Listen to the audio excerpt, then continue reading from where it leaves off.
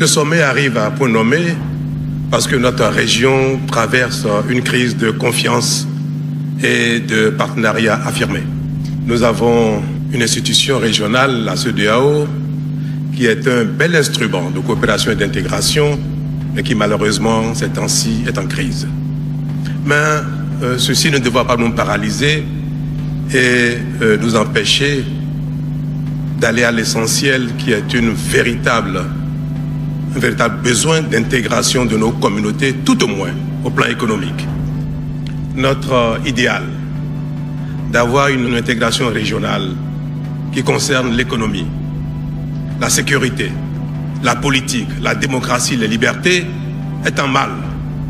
Mais le besoin d'une intégration économique est indispensable et je remercie le président Tinubu d'avoir initié ce sommet. Le marché ouest-africain est le plus apte, le marché qui donne le plus de potentiel à une intégration permettant une économie prospère. Nous sommes des économies qui se complètent comme nulle part ailleurs. Et pourtant, nous sommes dans le monde l'économie la moins intégrée régionale. Je vais vous donner un exemple.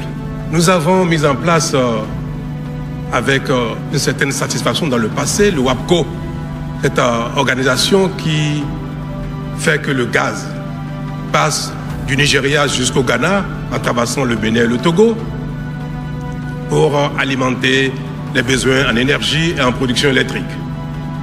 Et au moment où ça a été fait, le débit était compatible avec les besoins. Aujourd'hui, cet instrument, cette organisation, cet outil ne répond plus aux besoins. Est trop faible pour alimenter nos divers pays en gaz. Le Bénin essaye depuis quelque temps d'avoir du gaz, soit par le Ghana, soit par le Nigeria, au-delà de ce qui est offert à travers WAPCO.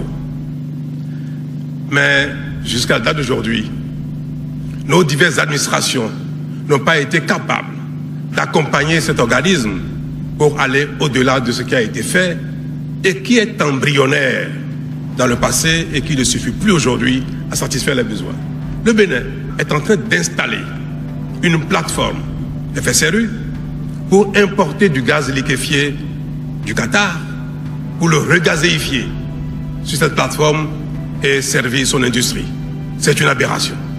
Nous avons cette même aberration au niveau du marché de l'électricité. Nous avons mis en place une structure régionale pour le marché de l'électricité. Mais il ne fonctionne pas et je doute qu'il soit capable de fonctionner dans les années à venir. Mais un autre exemple plus banal qui concerne nos concitoyens ordinaires qui veulent aller de Lagos à Abidjan et qui doivent traverser le Bénin, le Togo, le Ghana avant d'y aller. Les routes existent, mais à cause des tracasseries qu'on observe sur nos frontières, sur nos voies, il faut plus d'une journée pour aller de Lagos à Abidjan.